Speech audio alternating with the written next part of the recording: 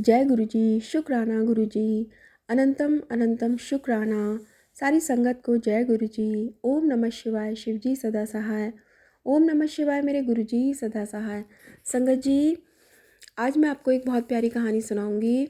उसमें ये बताया गया है कि जो भी आपके अपने हैं, जब आप उनकी कदर नहीं करते हैं तो वो किस तरीके से टूट जाते हैं। तो जो आपके अपने हैं उन्हें संभाल कर रखिए, क्योंकि वक्त का कुछ नहीं पता वो कब तक आपके साथ हैं और कब आपसे बिछड़ जाएंगे।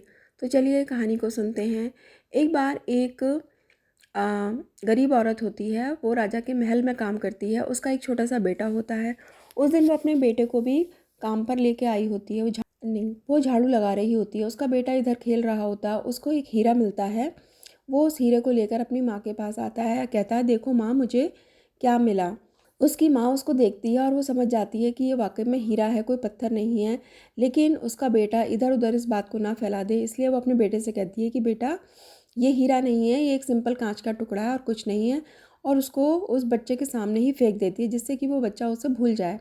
वो बच्चा तो उस बात को भूल जाता है, लेकिन शाम के टाइम वो औरत उस हीरे को वहाँ से उठा करके अपने साथ ले आती है। बच्चे को घर छोड़कर एक सोने की दुकान पर जाती है। सुनार से कहती है कि यह मुझे मिला है, इसकी आप मुझे क्या कीमत दे सकते हैं। सुनार उसको ढंग से देखता है तो कहता है कि ये तो वाकई में, अपने उसके मन में लालच आ जाता है कि ये वाकई में हीरा ही है शायद। तो लेकिन वो उस औरत से कहता है कि नहीं, ये बेकार है, कांच का टुकड़ा है और इसकी कोई कीमत नहीं है। और उस औरत के सामने वो उसकी हीरे को फेंक देता है। औरत वहाँ से मन मारकर चली जाती है कि मेरी तो किस्मत ही ख़राब है, मेरे को कोई हीरा कैसे मिल सकता है।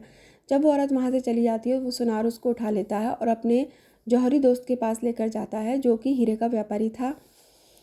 हीरे का व्यापारी जब उस हीरे को देखता है तो उसके मन में भी लालच आता है। वो कहता है कि सुनार को तो इतना इसकी नॉलेज है नहीं, तो वो भी ऐसे ही करता है। कहता है कि नहीं, बेकार है, ये कांच का टुकड़ा है, और वो उसको उसके सामने फेंक देता है। जैसे ही वो उस हीरे को फेंकता है तो उस हीरे के टुकड़े टुकड़े हो जाते हैं। एक राहगीर ये सब बातों को नोटिस कर रहा था। वह हीरे के पास जाता है और कहता है कि जब उस बच्चे की माँ ने इसको फेंका था तब तुम नहीं टूटे, जब उस सुनार ने फेंक दिया तब भी तुम नहीं टूटे, लेकिन अब जब जौहरी ने इसको फेंका, तुम्हें फेंका, तो फिर तुम कैसे टूट गए।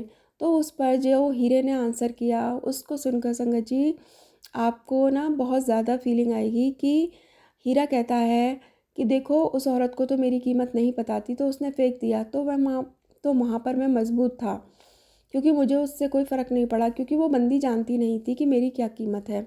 उसके बाद जब मैं सुनार के पास गया, सुनार को भी मेरी कीमत का अंदाज़ा नहीं था, तब भी मुझे इतना हर्ट नहीं हुआ। लेकिन एक जौहरी ने केवल लालच के चक्कर में मुझे अपने आप से दूर कर दिया, तब मुझे ये बात बहुत ज़्यादा हर्ट की, इसलिए मैं अब बिखर गया हूँ। क्योंकि जब उसने मुझे फेंक ही दिया, उसने मेरी कीमत का अंदाज़ा ही नहीं लगाया केवल लालच के चक्कर में, तो अब मैं उसके भी किसी काम का नहीं हूँ। तो संगत जी, ऐसे ही हमारे अपने होते हैं, जिनकी हम कभी ना कभी कोई ना किसी वजह से बेइज्जती कर देते हैं, या हम उनको उल्टा सीधा बोल देते हैं, तो वो अंदर से टूट जाते हैं। तो अपने बड़ों का हमेशा ख्याल रखिए।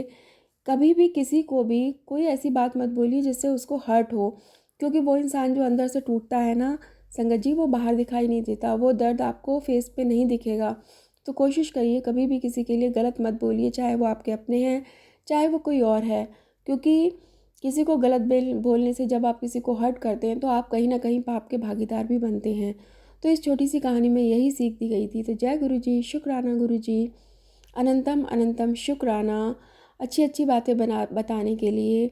ओम नमः शिवाय, शिव जी सदा सहाय। ओम नमः शिवाय मेरे गुरु जी सदा सहाय। जय गुरु जी, शुक्राना गुरु जी, अनंतम अनंतम शुक्राना।